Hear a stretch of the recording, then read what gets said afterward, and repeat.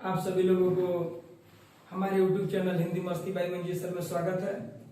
और हमें लग रहा है कि बहुत ज़्यादा दिन हो गया YouTube पे वीडियो डाले हुए या YouTube पे लाइव क्लास पढ़ाते हुए, लेकिन धैर्य रखिए। अब आपके पास एक निश्चित समय से प्रत्येक दिन आपके पास एक वीडियो जाएगा। और ये खास तौर पे वीडियो बनाने का मेन कारण, आप यूपीपी के बारे में जानते हैं, यूपीएसआई के बारे में जानते हैं, जिसमें 37 आपकी हिंदी रहती है प्लस 5 जीके जीएस में साहित्य होता है। यानी कि यूपीपी की कहानी आपकी है कि लगभग आपका 42 क्वेश्चन हिंदी से है। यूपीएसआई में 40 क्वेश्चन जो है कि फिक्स है। और आपका अभी एक फॉर्म अप्लाई हो रहा है जिसका नाम है पीईटी। इसमें यूपी ट्रिपल एससी की जितनी वैकेंसियां होंगी, जैसे कि आप वीडियो डाल पाएंगे, जैसे कि आप लेखपाल का फॉर्म डाल पाएंगे, इसके लिए आपको पीटी पास होना चाहिए। इससे पहले जो पीटी का पेपर हुआ था, इसमें 1 वर्ष इसकी वैलिडिटी बस केवल 1 साल की थी, लेकिन अब इसमें 2 साल और जुड़ करके ये 3 वर्ष की हो गई है। तो आप एक बार पेपर दे लेंगे पीटी का, अगर बढ़िया परसेंटेज आपका बना रहेगा, एसटी है, एससी है, ओबीसी है, ईडब्ल्यूएस है, जनरल है, तो उसके तहत आप जो है कि पेपर देंगे और आप वीडियो के फॉर्म में, लेखपाल के फॉर्म आपको अप्लाई कर पाएंगे। तो जिसमें पीटी की अगर मैं बात करूं तो 15 थे आपका हिंदी है। तो आप धैर्य रखिए, आपका इसी के साथ मैं आपका एक एक टॉपिक करके, फिलहाल आपका प्रोसेस कुछ इस प्रकार रहेगा।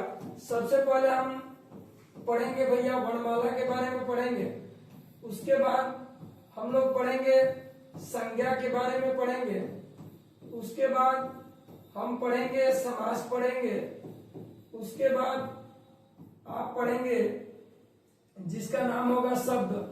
आप शब्द को पढ़ेंगे व्युत्पत्ति के आधार पर, उत्पत्ति के आधार पे, और आपके पीटी के देखते हुए आपको लिंग पढ़ाए जाएंगे। इसके बाद आपका वचन पढ़ाया जाएगा। इसके बाद और आपको पढ़ाया जाएगा गद्यांश और पद्यांश पर आधारित प्रश्न। गद्यांश और पद्यांश पर आधारित प्रश्न आपको देखने को मिलेंगे। पद्यांश पर आधारित प्रश्न ये आप देख पाएंगे, आधारित प्रश्न आप ये देखेंगे, ठीक है। उसके बाद आप 8वां नंबर पे आप देखेंगे जिसका नाम होगा वाक्यांश के लिए एक शब्द। ये होगा भैया वाक्यांश के लिए एक शब्द, वाक्यांश के लिए एक शब्द, ये पढ़ेंगे आप। उसके बाद 9वां आपका विलोम है, आप पढ़िएगा। आपका 10वां में एक आप पढ़ेंगे पर्यायवाची, आपको मिलेगा। उसके बाद आपको देखने को मिलेगा जिसका नाम होगा श्रुति सम भिन्नार्थक शब्द। श्रुति सम भिन्नार्थक शब्द ये होगा। उसके बाद आप कुछ महत्वपूर्ण लेखकों और कवियों की रचनाएं पढ़ेंगे। कवियों की क्या पढ़ेंगे भाई? रचनाएं। अगर मैं बात करूं केवल आपका पीटी के दृष्टि से, थोड़ा ध्यान दीजिएगा, अभी फिलहाल ये है तो इस पे चर्चा करेंगे। पीटी के ध्यान से देखेंगे तो ये जो आपकी कहानी होगी, आपकी इस कहानी में आपका इस प्रकार से होगा। ये कहानी आप इतना जानिए कि आपके पेपर में पीटी में आपका यहाँ ये सवाल पूछेगा, विलोम एक पर्यायवाची, लेखकों का ठीक है, एक लिंग से पूछेगा, और बाकी आपको ये चीजें दिख रहा है। काफी इंपॉर्टेंट ये है जो कि 10 नंबर का आपका यहाँ से पूछेगा। 1 नंबर यहाँ से पूछेगा, 1 नंबर यहाँ से, 1 नंबर यहाँ से, 1 नंबर यहाँ से और 1 नंबर यहाँ से। टोटल आपके हमें लग रहे हैं कि बनेंगे आपके कितने नंबर? 15 नंबर। तो ये आपके पीटी का सिलेबस है हिंदी का, और ये चीजें पूछे जाएंगे। लेकिन फिलहाल हम वर्णमाला से स्टार्ट करेंगे और आज का मेरा टॉपिक होगा, आपको मेरा मेन टॉपिक होगा शून्य से शिखर तक पहुंचाने का काम। एक बार शून्य से शिखर तक, ये कहानी होगी आपकी। मैं आपको बता दूं कि बस एक बार मैं जितना वीडियो आपके लिए बना रहा हूं, आपके लिए अपलोड किया जाएगा, उस वीडियो को आप पूरा वीडियो पढ़ करके जाइए, पूरा वीडियो देख लीजिए। बाकी किसी का आपको बैच लेने की आवश्यकता नहीं है, निःशुल्क आपको पढ़ाने का काम किया जाएगा। और प्ले लिस्ट के साथ होगा कि यदि वर्णमाला पे आप सर्च किए तो वर्णमाला का जितना भी वीडियो होगा उस प्रैक्टिस सेट के साथ आपको वर्णमाला चैप्टर खत्म, एक प्रैक्टिस सेट आपके सामने 50, 60, 100 क्वेश्चन का। उसके बाद संधि का एक टॉपिक खत्म, उसमें आपको क्वेश्चन देखने को मिलेगा। तो इस प्रकार की बातें आपको देखने को मिलेंगी, तो आप उसके लिए परेशान ना होइए, बस एक बार पढ़ के जाइए। मैं गारंटी नहीं, गारंटा के साथ बोलता हूं कि आपको दोबारा किसी का टॉपिक पढ़ने की आवश्यकता नहीं पड़ेगी, ये मंजीत सर का गारंटी है। आपको पता है बाबू, हमारा ही नाम हिंदी मस्ती भाई मंजीत सर है, तो ऑर्डिनरी आदमी नहीं है। जो आइटम पढ़ाएंगे ना उसको पढ़ के जाना है, पेपर में बैठना एकदम गहा करके आओगे, उसमें नो डाउट, किसी प्रकार की दिक्कत नहीं होगी। आइए हम अपना टॉपिक पे आते हैं, जिसका नाम होगा वर्णमाला। कुछ चीजें नई भी जुड़ी है, उसकी भी चर्चा करेंगे। फिलहाल आइए आज टॉपिक स्टार्ट करते हैं। उस टॉपिक का नाम है वर्णमाला। सबसे पहले आप इस टॉपिक पे ध्यान देंगे, इस टॉपिक का नाम है वर्णमाला। सबसे पहले तो वर्णमाला के बारे में आप जानिए। अगर मैं वर्णमाला की बात करूं थोड़ा सा, तो वर्णमाला की कहानी यह है कि आप जानते हैं, आपको पता होना चाहिए कि अगर वर्णमाला, सबसे पहला सवाल अगर आपसे पूछा जाता है कि वर्णमाला क्या है, तो आप बोलते हैं कि वर्णों के व्यवस्थित क्रम को वर्णमाला कहते हैं। वर्णों के व्यवस्थित क्रम को वर्णमाला कहते हैं। वर्णों के व्यवस्थित क्रम को क्या कहते हैं भाई? वर्णमाला कहते हैं। ये बातें आपके दिमाग में एकदम पता होनी चाहिए, ये आपके बारे में, इसके बारे में आपको पता होना चाहिए। सबसे पहले पूछता है वर्णमाला क्या है। पूरी किताब खोलेंगे आप, उस किताब में आपको कुछ चीजें देखने को मिलेगा, और उस किताब में देखेंगे तो सबसे पहला सवाल यही आता है कि वर्णमाला क्या है। तो वर्णमाला कुछ देते हैं वर्णों के मेल को, वर्णों के समूह को, वर्णे के क्रम को, लेकिन एक टॉपिक होता है जिसका नाम है वर्णों के व्यवस्थित क्रम को वर्णमाला कहते हैं। यानी कि सवाल आपका बनेगा वर्णमाला क्या है, तो हमारा अगर ऑप्शन में आपको दिखेगा वर्णों के व्यवस्थित क्रम, तो आप टिक लगाएंगे, वर्णों के व्यवस्थित क्रम को ही वर्णमाला कहते हैं। आइए आगे चलते हैं। अगर आपसे पूछता है कि वर्णमाला में, अगर आपसे पूछता है कि वर्णमाला में, पूछ देता है कि वर्णमाला में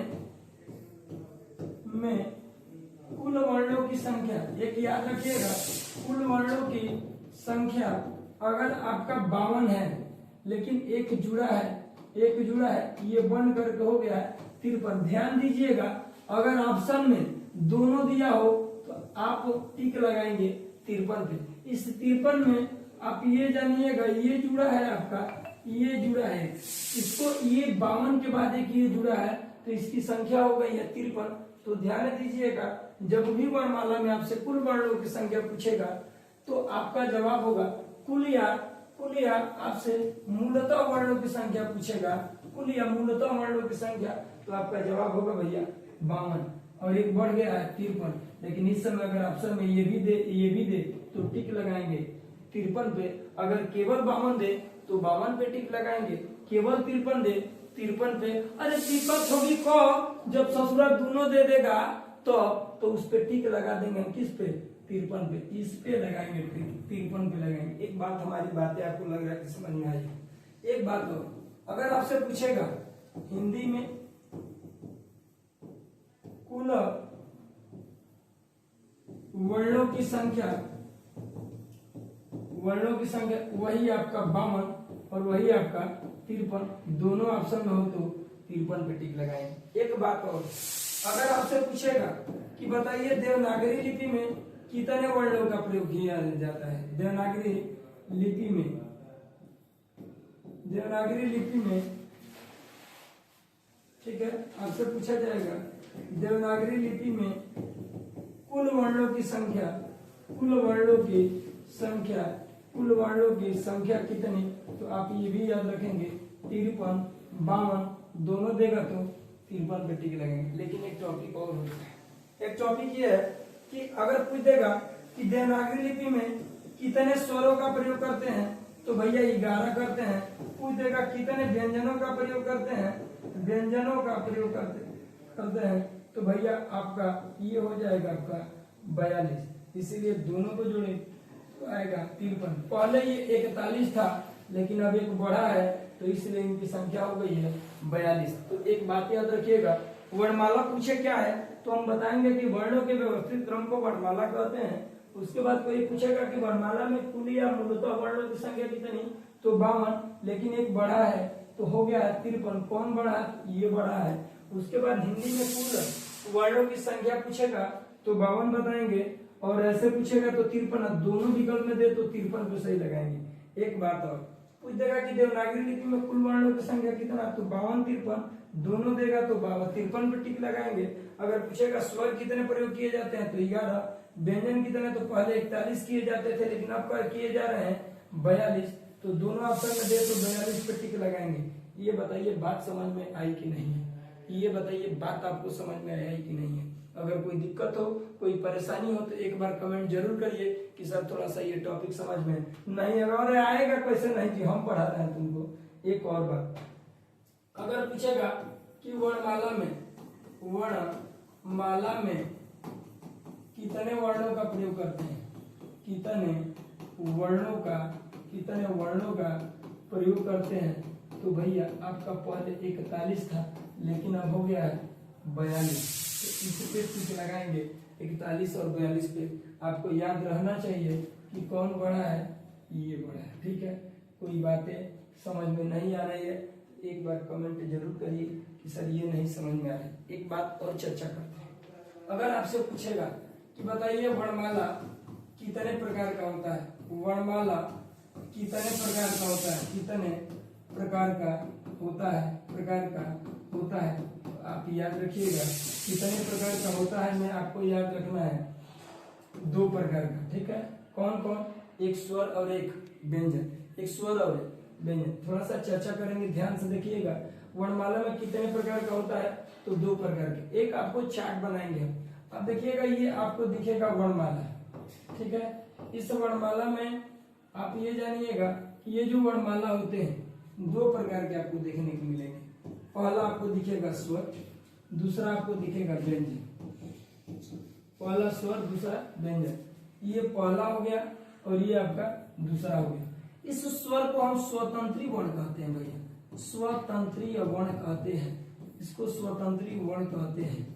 और ये व्यंजन को ना भैया अस्वतंत्री वर्ण कहते हैं, अस्वतंत्री वर्ण कहते हैं। एक बात याद रखिएगा, स्वतंत्र का मतलब होता है जो किसी की सहायता न लेता हो बोलने में, यानी कि इसका परिभाषा कहते हैं कि जिन वर्णों का उच्चारण करते समय किन अन्य वर्णों की सहायता नहीं ली जाती है, उसे स्वर कहते हैं। एक एक टॉपिक आपको समझाएंगे, फिर आप परेशान ना होइए। ये देखिएगा, स्वर अगर पूछेगा कि कितना, अगर पूछे या कुल पूछे कि होता है, तो मैंने अभी आपको बताया कि यह 11 होते हैं। कितना होते हैं, 11। लेकिन प्रकार पूछेगा तो भैया 2 प्रकार का बताएंगे, एक आपका ह्रस्व और एक आपका दीर्घ स्वर, ह्रस्व और दीर्घ स्वर। एक बात याद रखिएगा, ये जो ह्रस्व की कहानी है, ये कहानी इस प्रकार से है कि इनके अंतर्गत संख्या आती है 4, इनके अंतर्गत संख्या आती है 7। ठीक है, तो ये 4 में बाबू एक अ आता है, एक छोटी आता है, एक छोटा और एक री आता है। ये आते हैं आपका 4 इसमें ह्रस्व। दीर्घ स्वर की बात करेंगे, इसमें 7 आते हैं, जैसे आ, बड़ी, बड़ा, ए, आए, उ, आते हैं। यही आते हैं भैया आपके जो इस प्रकार से दिखे हैं, ये आते हैं 7 आपको। ये ह्रस्व का परिभाषा क्या होता है थोड़ा सुनिए। इसे बोला जाता है कि जिसे बोलने में 1 मात्रा का समय लगता है। 1 मात्रा का मतलब होता है वर्णों में लगने वाले समय। अगर कोई पूछे कि मात्रा क्या है, कोई पूछे आपसे बताइए मात्रा किसे कहते हैं, मात्रा, तो बोलेंगे वर्णों के उच्चारण करने में लगा समय को मात्रा कहते हैं। को मात्रा कहते हैं, याद रखिएगा।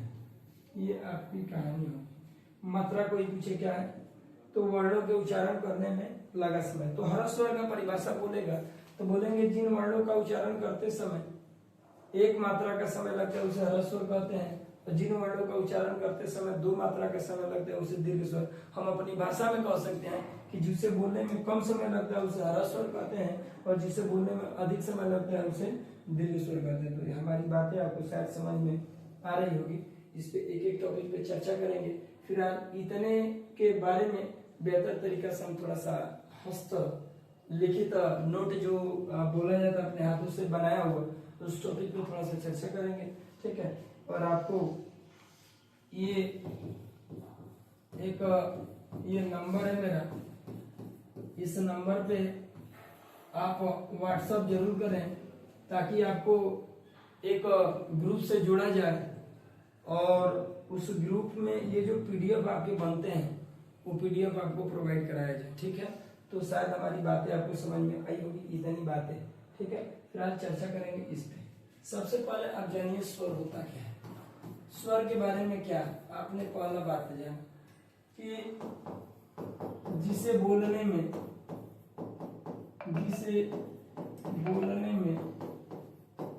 किन्हीं अन्य वर्णों की सहायता न लेनी पड़े, किन्हीं अन्य वर्णों की सहायता न लेनी पड़े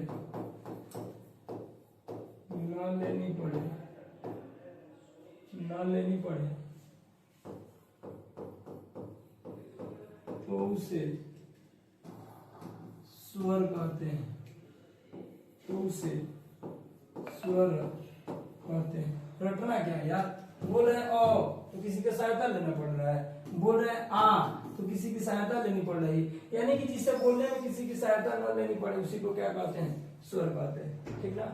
आगे देखिएगा, जब आपसे पूछेगा स्वर कितना या कुल पूछेगा ना, आपका जवाब होगा 11। आपका जवाब होगा 11। नोट करते रहिएगा भाई, ये टॉपिक नोट करते रहिएगा। अब एक टॉपिक और जान लीजिए, अगर कोई पूछेगा स्वर कितने प्रकार के होते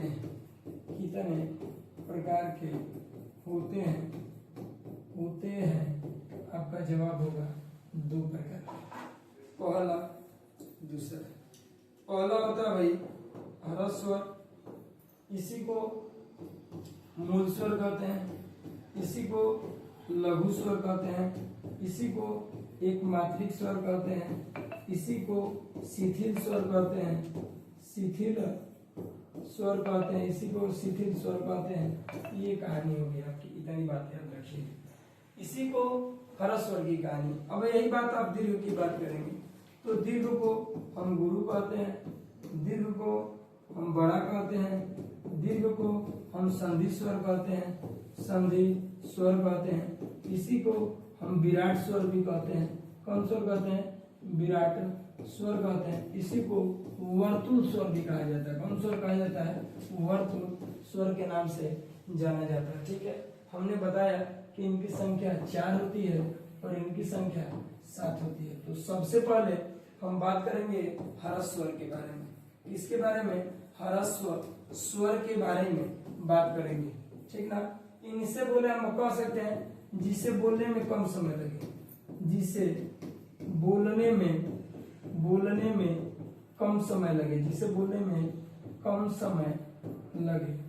जिसे बोलने में कम समय लगे उसे हर स्वर कहते हैं, उसे हर स्वर कहते हैं।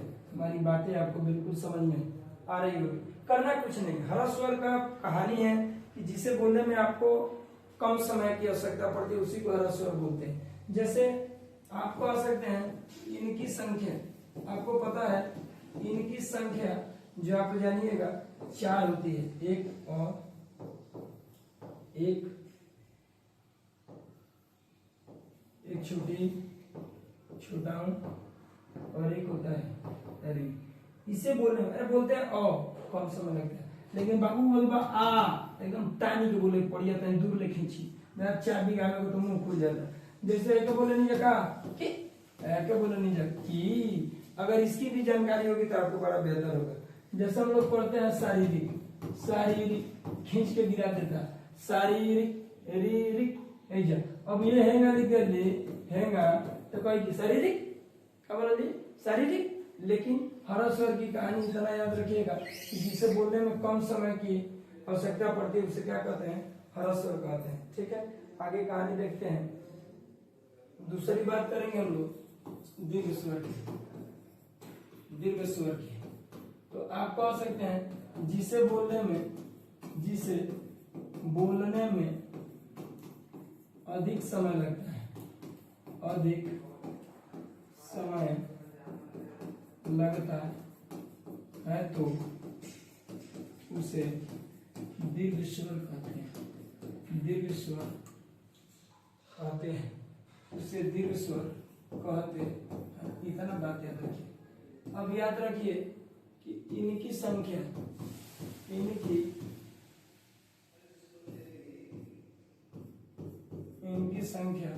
जो होती है वो 7 होती है। इनकी संख्या कितनी होती है 7 होती है। ठीक है, ये कौन कौन, एक होता है आ बड़ी बड़ा ए ओ,